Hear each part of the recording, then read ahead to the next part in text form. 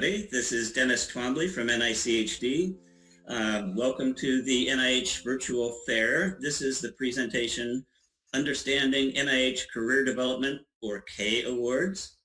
I'm the training officer for NICHD and the Deputy Director of Extramural Policy. And I'm joined by Ryan Talasnick, who will introduce himself now. Hi, this is Ryan Talasnick, Senior Grants Management Specialist, also at the Eunice Kennedy Shriver National Institute of Child Health and Human Development. Good afternoon. Okay, let's go ahead and get started. The basic purpose of Career Development Awards is to provide scholars with protected time to conduct research and career development activities leading to independence in any of the areas that NIH supports. There are multiple types of K awards, and it can be baffling to many individuals, but they are designed for specific educational or scientific backgrounds and career stages. And I will be going through those as this presentation moves along, and hopefully by the end, if you're a grants administrator or you're a potential applicant, you will have a good feel for what K awards are appropriate for you. They can be broken down into three main categories. They're the Mentored Awards for early stage investigators who need mentored research training. There are the Non-Mentored Awards for those investigators who are already independent. And there are institutional awards that are supporting multiple K-level scholars. So those institutional awards, the K-12 and KL2, function a lot like T32 programs for those of you who administered those. Just as a reminder, this should be obvious to everybody, but any application for a K award, as well as any research project grant application, must fit the mission of the institute that you're applying to. So there are 27 institutes. We all have different missions. We all have different eligibility standards. We have different budgetary requirements, and you need to figure all of that out before you submit the application. This schematic shows where Career Development Awards fit in the general progression of training. So NIH has a variety of fellowships and K awards for specific stages, starting from graduate medical student stage, where we use fellowships and T32 programs to provide support for graduate work, or in the case of MD PhD programs, the research part of those dual degree programs. We have F32 and T32 awards for postdoctoral fellows.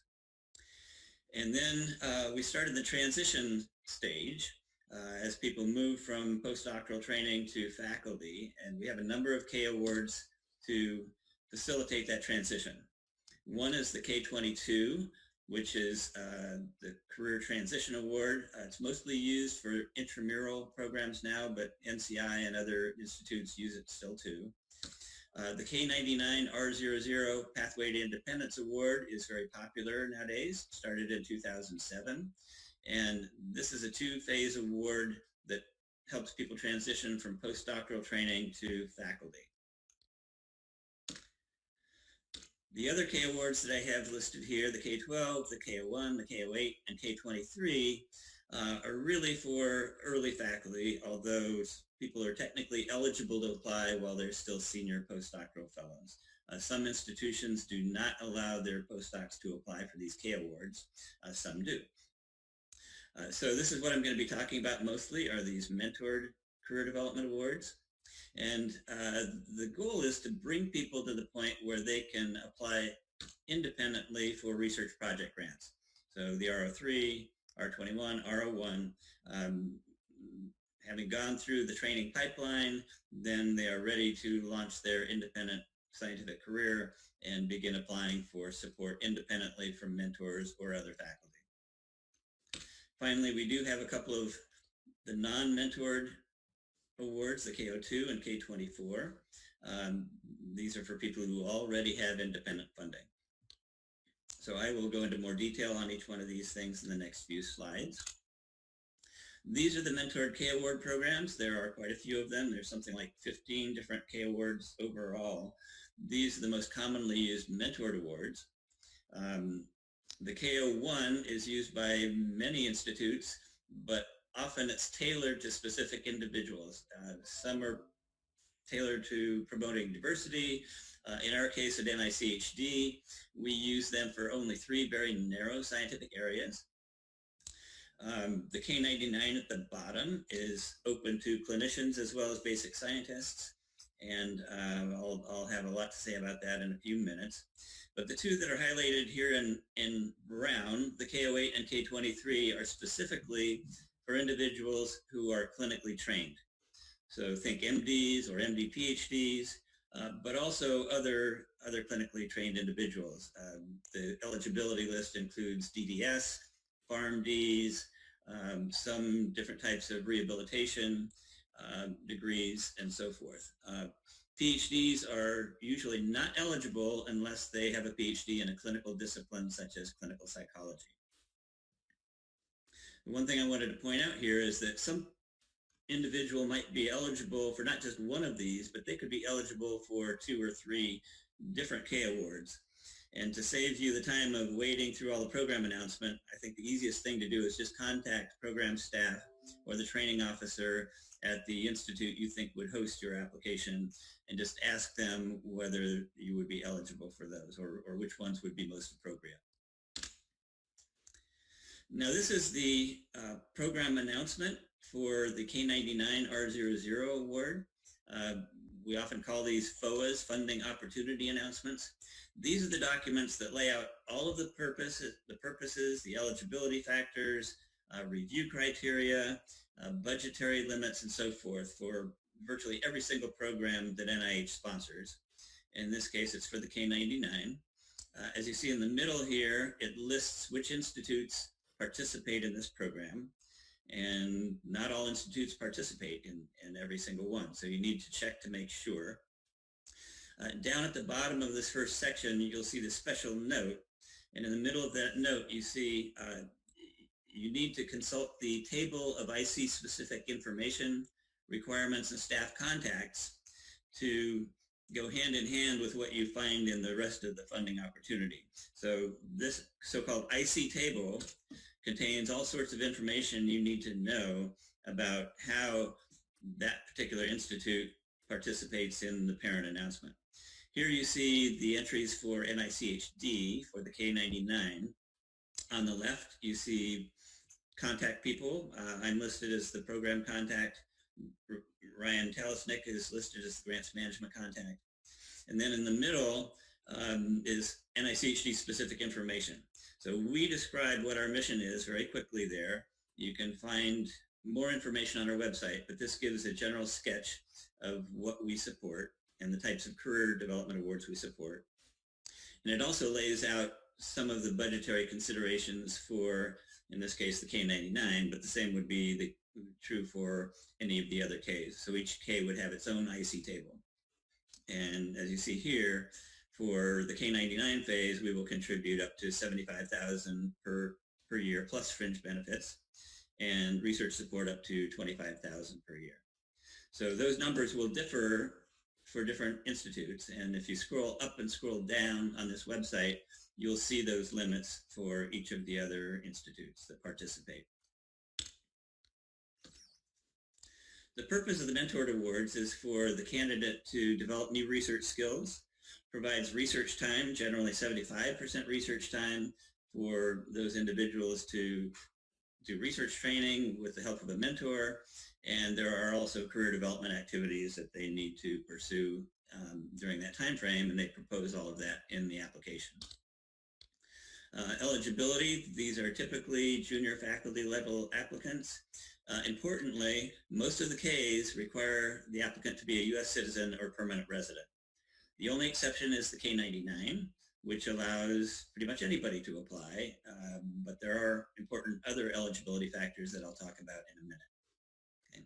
For most mentored K awards, the applicant cannot have been on a prior K award, and they cannot have been PI on a sizable research project grant or be the component project lead on a program project or large center. Okay. So these are really for people who have yet to become independent.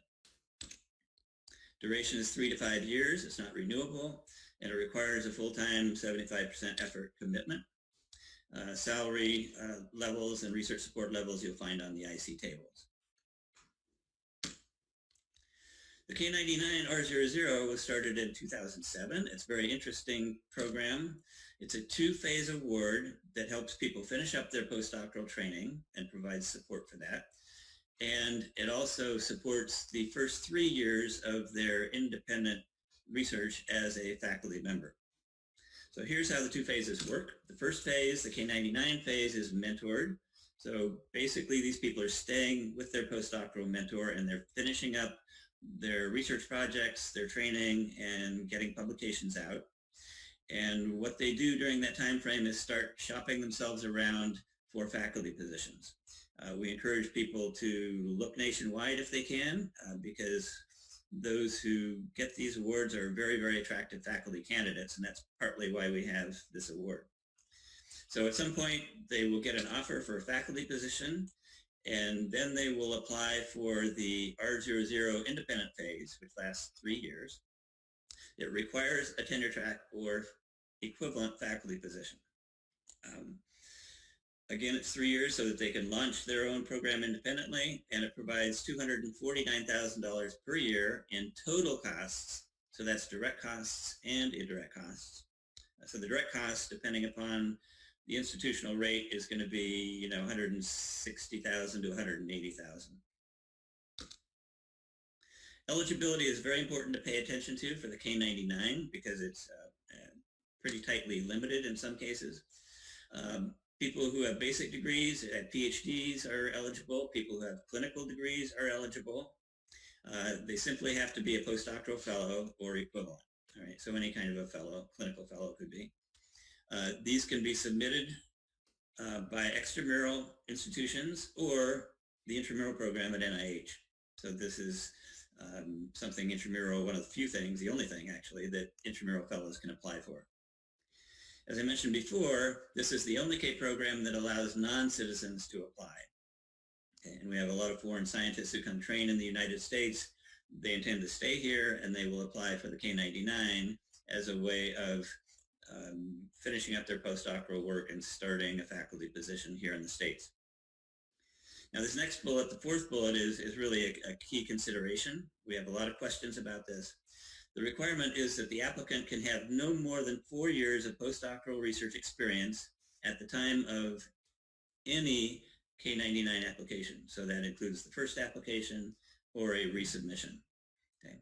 There are exceptions that we can make for childbirth, adoption, family care, for critical health issues, medical leave, or if somebody is doing purely clinical work and no research, we can extend that time limit for those people.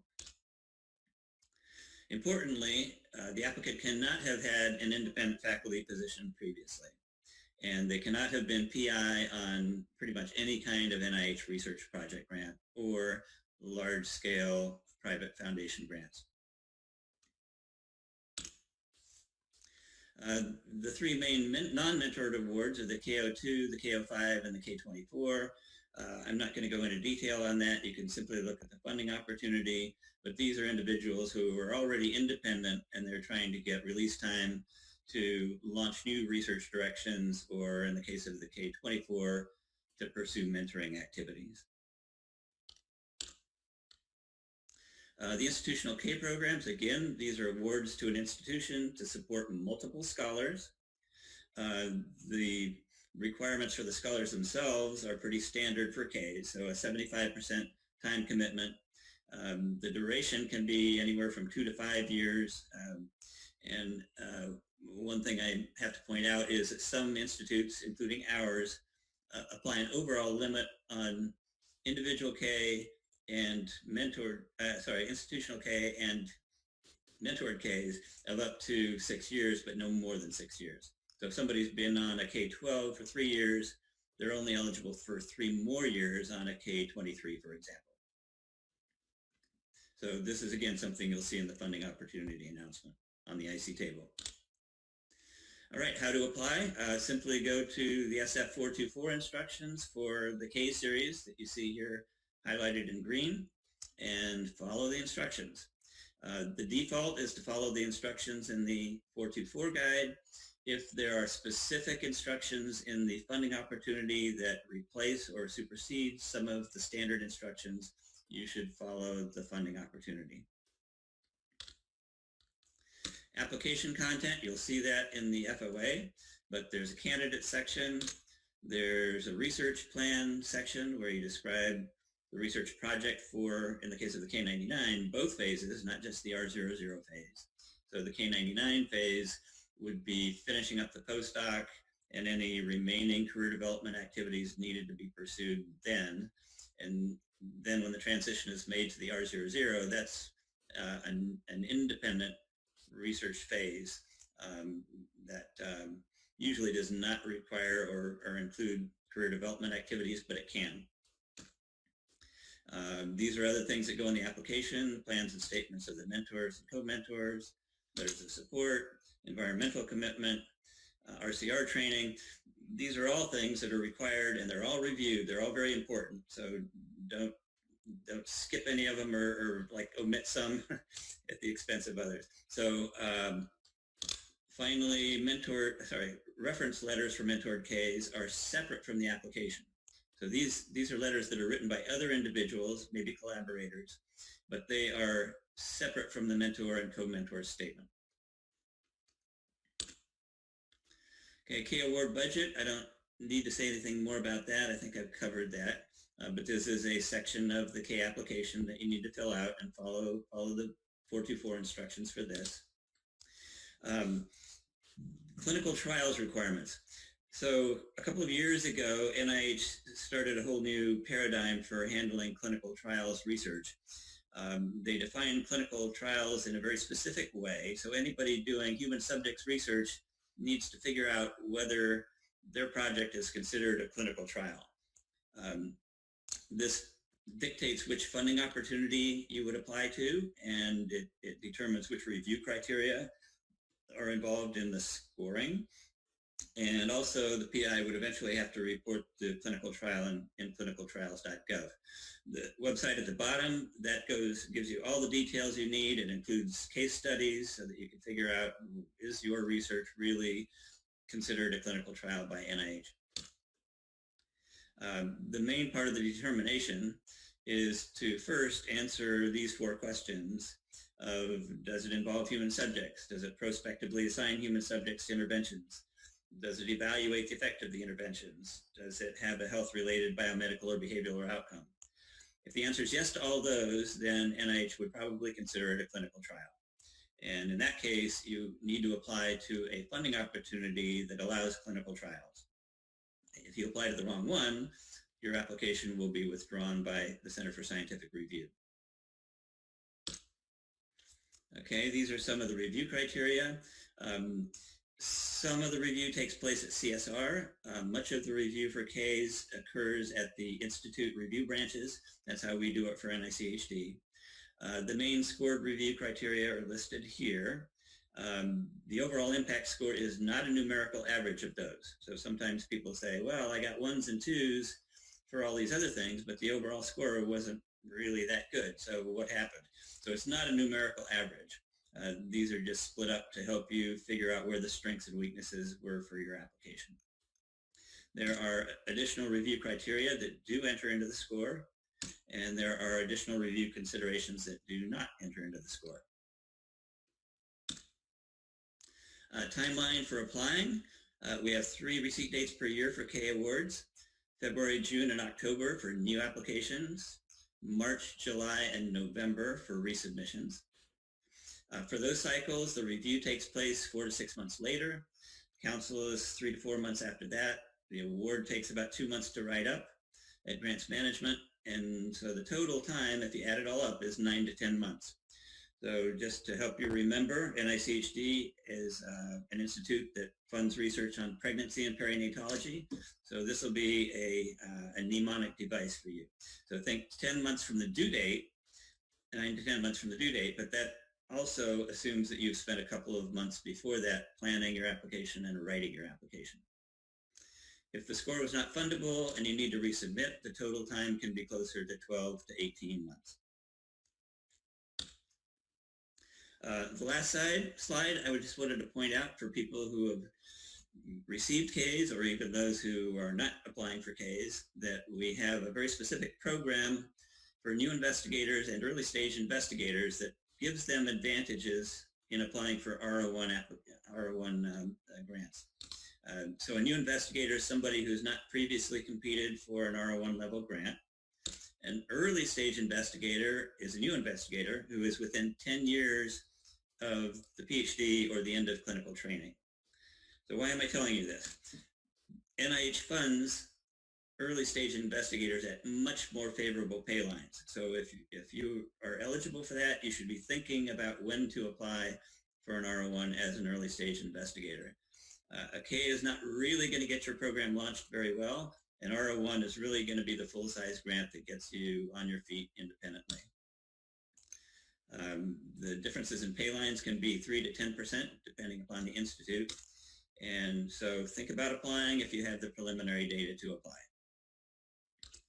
At this point, I will turn it over to Ryan, who is going to talk about the award management after you receive a fundable score. So thank you very much.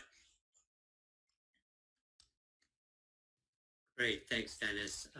So Dennis covered in his kind of the higher view of his was, determining which K awards to apply for, how to apply, and then the review process and scores.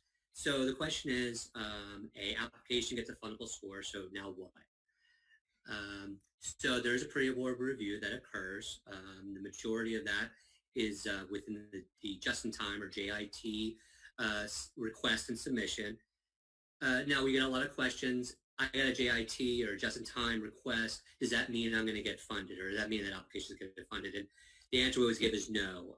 That just means that if we we need this additional information to allow us to complete that pre-review in the event that we're able to actually fund that application. Some of the components of just-in-time is similar to other awards, such as other support, IRB and IACUC approvals for human and or animal subjects, and human subjects protection education information. Something specific to Ks, especially mentor Ks, occurs. That we do typically, most ICs will request the current salary and fringe levels if the application was submitted below whatever the cap for that K mechanism is. We'll also often look at the institutional commitment letter to ensure that protected time is well spelled out. And then if there are clinical trials involved, as Dennis mentioned, if there's a clinical trial involved in an application, there are additional steps such as establishing milestones between the principal investigator and their program officer.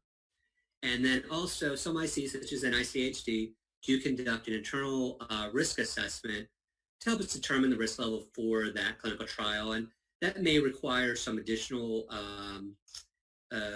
reporting, typically, if depending on the risk level. And that would be all spelled out in the notice of award. So once the award goes out, typically we the progress is mostly reported in the annual research performance progress report, or the RPPR. For most mechanisms, that's due 45 days prior to the next budget period, though it's 60 days for the institutional K award, K12s and K32s, KL2s. And most are under the SNAP provisions, which streamlines the process for what information is needed for these for the RPPR. Some of the highlights of what's needed in the RPPR is the publication listing for the last budget period for the PI, information or any updated information on responsible conduct of research, mentor reports on the progress that's been achieved during the last budget period. Also, any changes that may have occurred, such as effort changes, mentor changes, or other support changes for the PI. And also, if there's a large unobligated balance, typically considered 25% of the award, just information on that the balance exists and how that's going to be brought down in the next budget period. Now, during the project period and for some points immediately afterwards, There are obviously some post-award actions that may occur, and some require NIH prior approval and some do not. The list of actions that do not require prior approval, the biggest one is probably the first no-cost extension of up to 12 months, which is allowed on all K mechanisms except for the K99, and go into that in a minute. Also, rebudgeting and equipment purchases if those are within scope.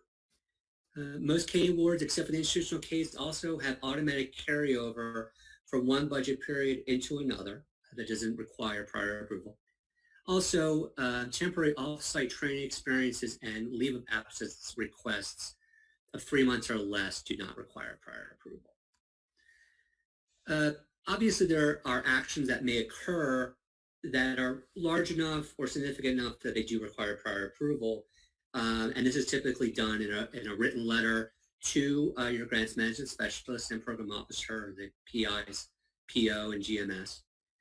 And this includes such actions as a change of institution if the PI is moving from one institution to another during the K award, changes in mentors, especially the PI, the primary mentor, any requests for unpaid leave of up to 12 months, any leave or temporary off-site training experiences which are greater than 3 months, requests to temporarily reduce effort for the PI, and we'll get into that in a moment, and also additional no-cost extensions beyond that original 12-month period, and all K99 extension requests. And we often do get questions, why is the K99 really the only one that doesn't have that automatically? And as Dennis has kind of discussed a little bit, the idea is that there's these awards, the K99 is meant to facilitate the PI's transition to a faculty position. And if there are delays or issues with that transition, then we want to know about it, want to know about the status of career, of the faculty job search and how that's going. So that's why we require that on K99s. And also any early scholar terminations on institutional K awards also require prior approval. Now, as I mentioned, we do allow some temporary effort adjustments. PIs may temporarily reduce their effort down to 50% for up to 12 continuous months during the project period. Now, this provision is only allowed on K awards that have a 75% effort requirement or higher. Some, not very many, but some have a 3 to 6 month requirement. And in those, the temporary adjustment would not be allowed. It's only for those 75% higher. And the effort adjustments would be for usually personal or family situations such as parental leave, child care, elder care, medical conditions, or disability. It would not be allowed to accommodate such things as job opportunities, clinical practice, clinical training, instances where the PI is still involved in the career development or the research. If that's the case, then such a temporary effort adjustment would not be allowed. And as you can see, there's an NIH guide notice and NIH grants policy statement sections that refer to that those allowances. Now, we do get a lot of questions about how salary is determined, or I should say, supplementation for salary for K awards. And there are some provisions. I think this pie chart gives a pretty basic understanding of how that works. Most K awards have a 75% minimum K effort requirement. And for that effort, salary supplementation is allowed, but can only come from non-federal sources. For the additional effort not committed to the K, which is typically 25% or less, salary compensation can come from federal or non-federal sources, but it has to be different than the aims of the K award. And again, there's a guide notice and grants policy statement section on that. For mentor K awards in their final 2 years for a 3 to 5 year individual mentor K award, we do allow the PI to reduce their effort to down to 50%, a minimum of 50%, if they successfully compete as a PI or PD on a federal research award or a grant of $100,000 or more of direct costs from a non-federal sources such as a foundation. And the idea is that that reduced effort would be taken up by that research award, that they would get effort as well as salary from that research award. And the requirement, though, with that reduction is that the minimum effort between the K award and that research award has to remain at 75% or higher, even with that reduction. Now, as Dennis mentioned, we do get a lot of questions about the K99 R00, and especially obviously at the end of the K99, near the end of the K99 phase, about transitions to the R00. And so there's basic information Brent has mentioned as well. Most ICs do require 1 year in the K99 phase, but no awards more than 2 years, though we do allow some no-cost extensions, especially considering the COVID-19 disruptions. The application is typically required to be submitted, the R00 application is required to be submitted 2 months prior to the start of that faculty position. And the reason being is that we need enough time to be able to review the application, which is done internally by, it's not done through CSR like a regular application, it is done internally by an IC, to make sure if we have any questions or any concerns, that we can resolve those and be able to get the application out, the R00 award out as close to the start of the faculty position as possible. This is just some information about some of the things that are considered in a R00 application. The review committee or transition committee will look at the type of faculty appointment, academic environment, including the faculty resources and reputation of that new institution. The progress that was conducted on the K99 related to the research and career development objectives.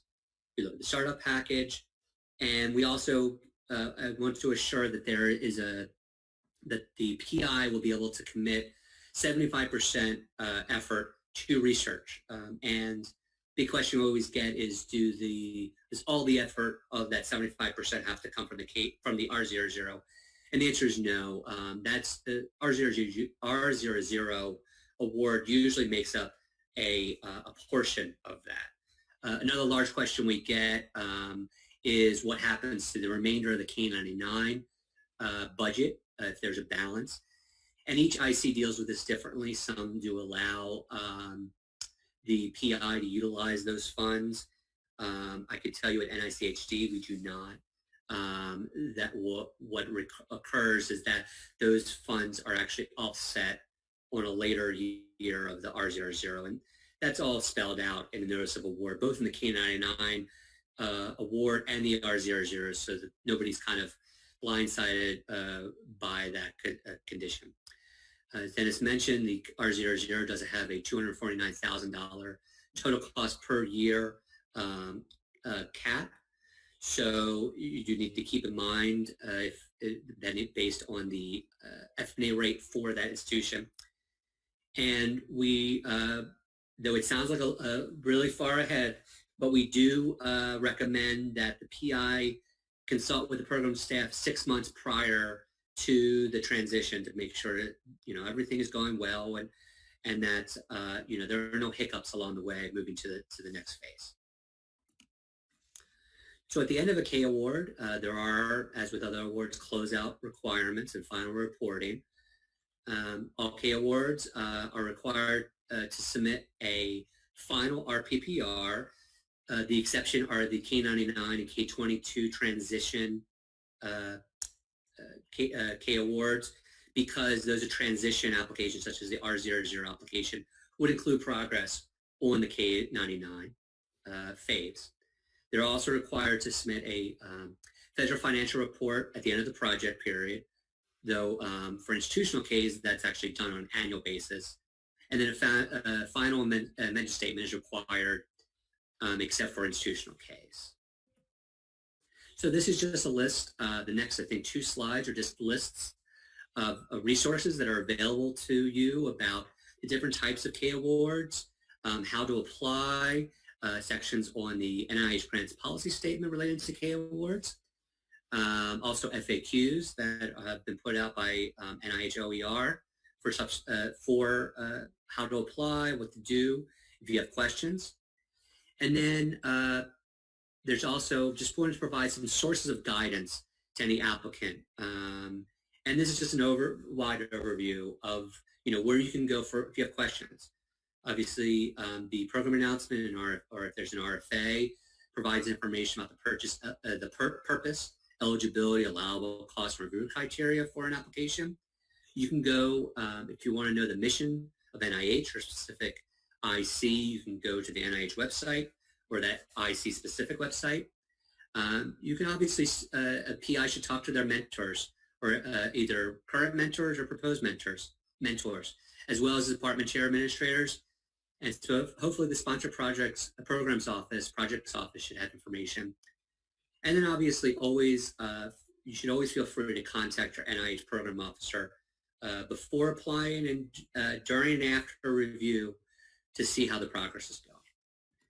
So that's it for us. Here is the information. If you need to contact Dennis or myself, as well as our website for information on SAHD. And we thank you for attending our session today. Have a good day.